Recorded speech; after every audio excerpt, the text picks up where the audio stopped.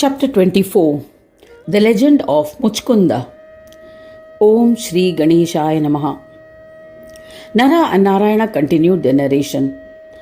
Mandhata's heir was Purukutsa. He had two sons, the mighty Ambarisha and Muchkunda. King Ambarisha had handed over his vast kingdom to his son and had gone to a forest to perform an austere penance to attain the union with Ganesha. Muchkunda ruled his kingdom righteously. He was dharmic and brilliant, luminous. His prowess was comparable to Indra. A war once ensued between Devas and Daityas. The cruel Daityas routed the Devas. The helpless Devas took refuge under Muchkund. Muchkund heeded to their request and exhibiting extraordinary prowess annihilated the Mahadaityas. This war took place in Swargaloka. It was a long-drawn battle, and in the meanwhile the next yuga had commenced on earth. Seeing a different yuga, he said to the Devas, "Please impart the knowledge of the highest degree, Paramajnana." Devas, who were extremely happy, replied, "O king, you should go and sleep in a mountain cave. Anyone who disturbs your peaceful sleep will be inviting his death by burning. There you will be blessed with darshan of Vasudeva. O eminent king, he will bestow knowledge on you." Muchkunda heeded to their advice and proceeded to Mount Gandhamadana and slept in its cave. He was asleep for a long time. Meanwhile, Vishnu incarnated as the Mahayogi, son of Vasudeva, as a result of his penance. He killed the evil Kamsa and then resided in Mathura. Kamsa's father-in-law, Jarasandh, was enraged. He along with Shalvaka and other valiant kings invaded Mathura. His army comprised of 23 Akshauhini armies.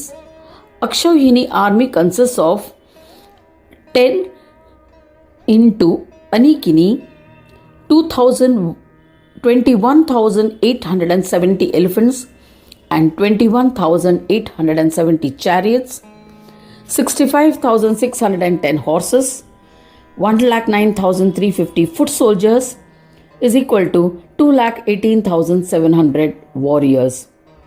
The mighty Krishna destroyed the army with the help of Shankarshana. This is one of the names of Balarama, elder son of Krishna. Jarasandh retreated and fled to his kingdom. He attacked with his army repeatedly for 17 times but was defeated every time. King Jarasandh was extremely dejected. Then Jarasandh sought help from a leader of the Yavana dynasty, the wicked Kalayavana. He had acquired the powers to destroy the Yadav dynasty as they were under a curse cast by sage Garg. To fulfill that destiny, the king of Yavana, Kalayavana, advanced towards Mathura. Krishna created, using the power of Maya, a town of Dwaraka under the sea and relocated all the Yadavas there.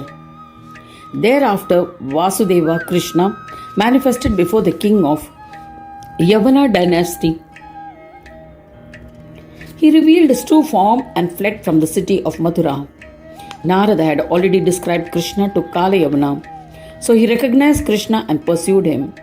He appeared like Kala, the lord of death. While chasing him, he hurled abuses towards Krishna. He said, "You are a blot on the lineage of Yadavas, as you are fleeing from me like a coward." Krishna fled, pursued by Kalayavana. Krishna entered the cave where Muchkund was asleep. He hid in the recesses of the cave. The king of Yavana saw the sleeping Muchkund. He mistook him for Krishna, so he kicked Muchkund with great force and dared him. He said, "O shameless one, why are you sleeping? Come forth and battle with him." Yavana had disturbed the sleep of Muchkund. The valiant Muchkund was awakened and looked at Kalayavana angrily. The fire that emanated from his eyes reduced Kalayavana to ashes. Seeing the destruction of Kalayavana, a delighted Janardana appeared before King Muchkund. Muchkunda paid his respects to Krishna with faith and devotion and prayed, "O Lord, the events that have occurred are just as the Devas had foretold. O merciful one, please preach the path of knowledge, Jnana Marga." Lord Shiva became happy with his penance and came to Sheshirayana, father of Kalayavana, and granted him a boon for a son, Kalayavana, who would not be killed by any weapon, neither would he be killed by any Surya Vamsha or Chandra Vamsha king. Eminent Yogi Krishna was extremely pleased and explained, O wise one, Ganesha and I are one and are not different. This is the supreme knowledge which you must comprehend. By relinquishing the fivefold tendencies of Chitta and their alluring aspects, by following the path of yoga, you will become Ganesha. Chitta is the great Buddhi. Similarly, Siddhi is various infatuations. They are both Mayas of Ganesha. The reflection or Bimba which is contained in them is Ganesha. Comprehend him by the practice of yoga. Jivatma or individual soul contains Siddhi and Buddhi and is Ganesha. Tattvamasi, I am He. Renounce the erroneous perception that the reflection or Bimba is the Jiva and take the darshan of Chintamani residing in the Chitta. The syllable Ga symbolizes Siddhi and the syllable Na symbolizes Buddhi. The Lord of both is Ganeshwara. O illustrious one, worship him and you will attain peace.